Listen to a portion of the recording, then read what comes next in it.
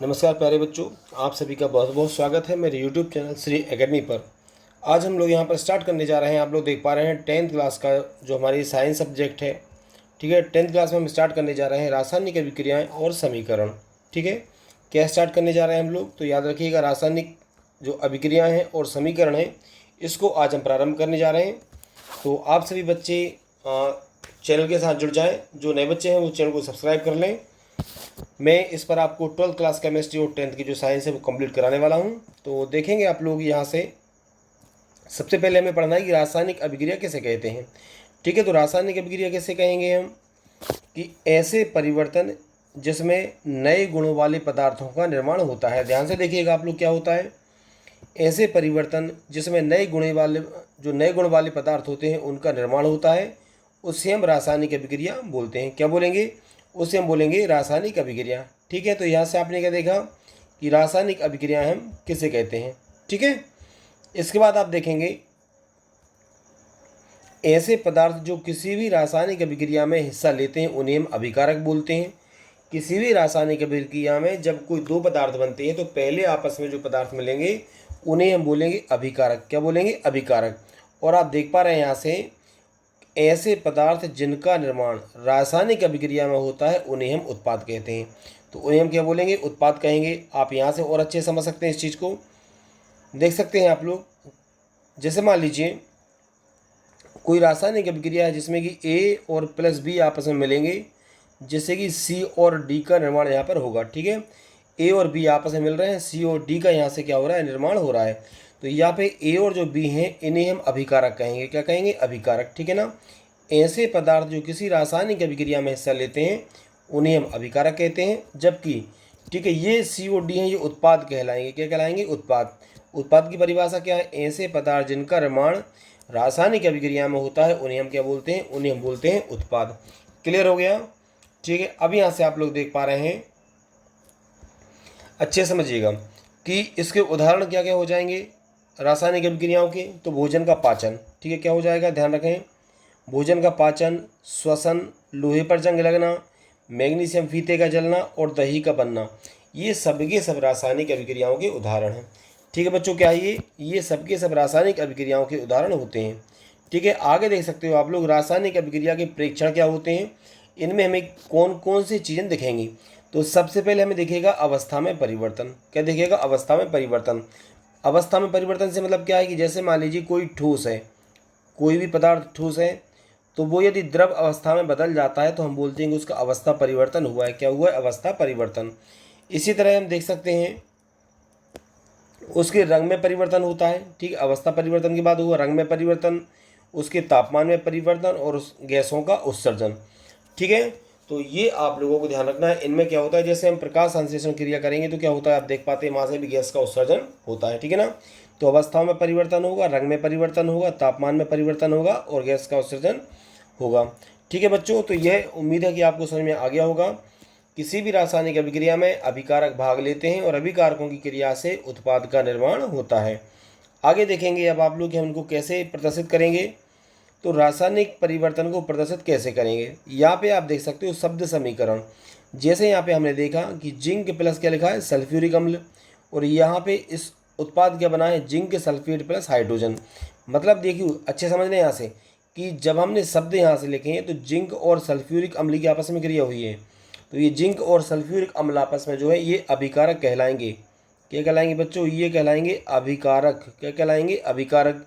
और इनसे उत्पाद क्या बना, यहाँ पे लिखा हुआ है अभिकारक, इनसे उत्पाद क्या बने हैं, जिंक सल्फेट और हाइड्रोजन यहाँ से बना है।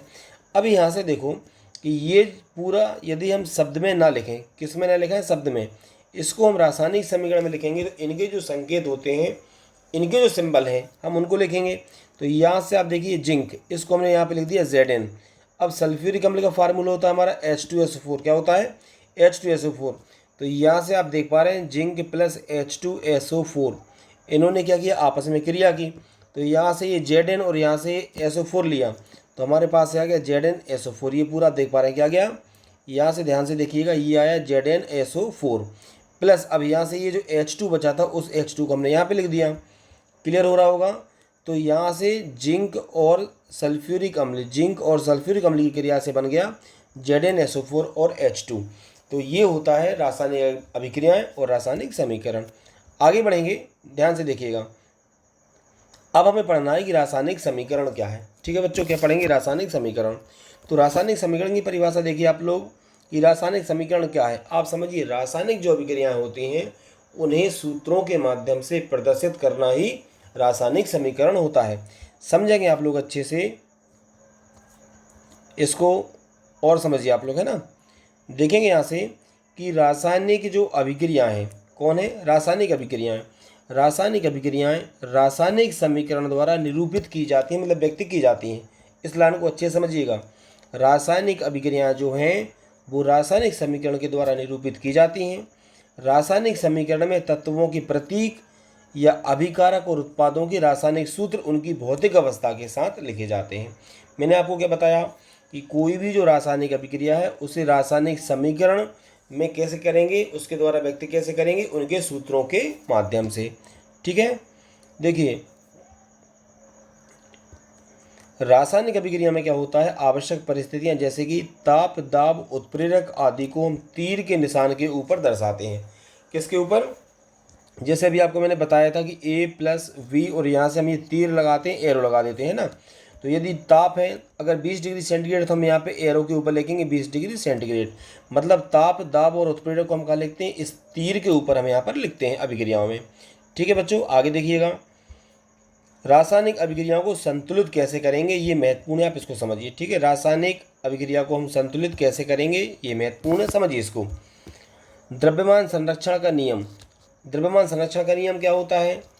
किसी भी रासायनिक अभिक्रिया में द्रव्यमान का ना तो निर्माण होता है और ना ही विनाश होता है। इस बात को आपको समझना है कि यदि मान लीजिए ए और बी जो हमारे अभिकारक थे, एक उदाहरण के अगर देखें, इनका द्रव्यमान मान लीजिए 100 ग्राम था, तो जब अभिक्रिया के बाद ये उत्पाद COD बनाएंगे तो इनका द्रव्यमान भी 100 ग्राम ही रहेगा।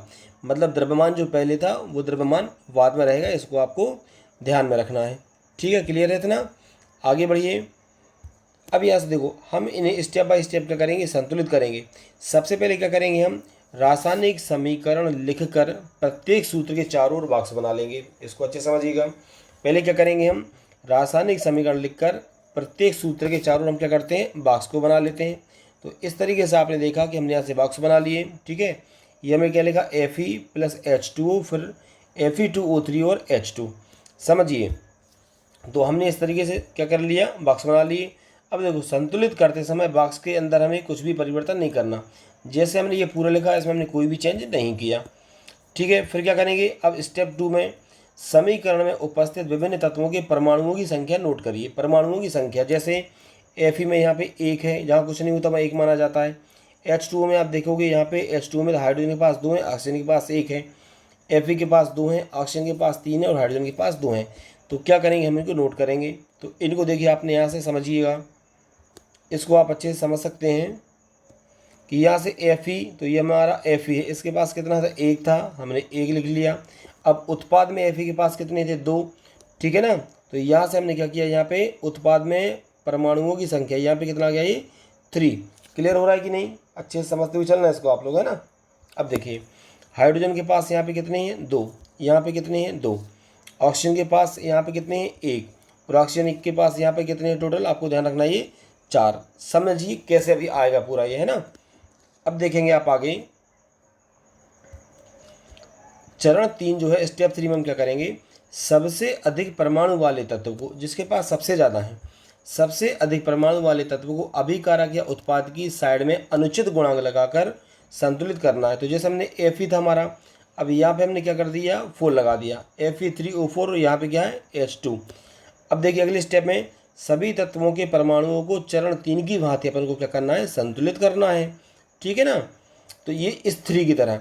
अब यहाँ से ये Fe था, इसके आगे हमने Fe यहाँ पे था, तो इस Fe की तरह हमने यहाँ पे क्या लगा दिया? 3। यहाँ पर 4 था, तो ये 4 लगे हुए हैं ऑलरेडी। अब देखिए Fe3O4 और यहाँ पे Fe3O4 और यहाँ पे H2, तो यहाँ पे हमने क्या लिख दिया? ये 4। ठीक है, समझ में आ रहा है आपको? क्योंकि यहाँ पे देखोगे हाइड्रोजन 4 थे, यहाँ पे 2 थे, तो हमने यहाँ पे अभी कितना लिखा? 4। समझिएगा। अब देखेंगे आप लोग, सभी तत्व के परमाणुओं की संख्या अभिक्रिया की दोनों ओर कैसी है? समान है। कैसी है? समान। किस तरीके से यहाँ पे Fe मतलब आयरन कितनी है 3 है, तो यहाँ पर भी Fe कितने हैं 3 है।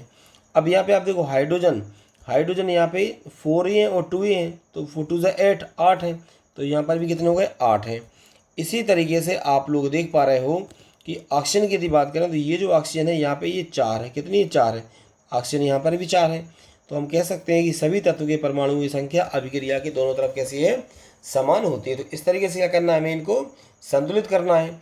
अब इसकी जो अगली स्टेप होगी उसमें हम क्या करेंगे, आपको ध्यान रखना है, जो इसकी नेक्स्ट स्टेप होती है उसमें हम इनकी जो भौतिक अवस्था है उनको लिखेंगे। आपको ध्यान रखना है, जैसे हम बात करेंगे ठोस की, तो जो ठोस अवस्था होती है उसको दर्शाते हैं एस से, मतलब सॉलिड, ठीक है। जो द्रव अवस्था होती है उससे दर्शाएंगे एल मतलब लिक्विड, और जो गैस अवस्था होती है उससे हम दर्शाएंगे जी से। तो यह आप लोगों को याद रखना है। अब हमें क्या करना है, अभिकारकों एवं उत्पादों की भौतिक अवस्था लिखना है। तो ठोस की एस है, द्रव की आई है, एल है, लिक्विड है, गैसीय अवस्था को जी लिखते हैं, और जलीय विलयन जो होता है उसे ए क्यू मतलब एक्वा। तो इस तरीके से आप देखिएगा, ये जो एफ था ये क्या है, सॉलिड है, इसलिए हमने इसको ठोस है तो एस लिख दिया। H2O क्या होता है हमारा, ठीक है। अब ये गैसीय अवस्था में लिया गया है तो इसको हमने जी लिखा। Fe3O4, और यहाँ पे हाइड्रोजन हमारी क्या होती है, गैस होती है, तो यहाँ पे हमने क्या लिख दिया बच्चों, गैस लिख दिया। इसी प्रकार आप लोग देख पा रहे हैं यहाँ से कुछ आवश्यक परिस्थितियाँ, जैसे कि ताप, दाब, उत्प्रेरक आदि को भी हम तीर के ऊपर या नीचे लिख सकते हैं। ठीक है बच्चों, तो ये आप लोगों ने पढ़ा रासायनिक अभिक्रिया और रासायनिक समीकरण। रासायनिक समीकरणों को किस प्रकार से संतुलित करते हैं। जो हमारा अगला वीडियो आएगा उसमें हम लोग पढ़ेंगे रासायनिक अभिक्रियाओं के प्रकार। ओके बच्चों, यदि आप सबको वीडियो अच्छा लगा हो तो वीडियो को आप लोग लाइक ज़रूर करिए, कमेंट करके मुझे बताइए आपको अच्छा लग रहा हो तो। जो बच्चे नए हैं जिन्होंने चैनल को सब्सक्राइब नहीं किया वो चैनल को ज़रूर सब्सक्राइब करें। ओके बच्चों, थैंक यू।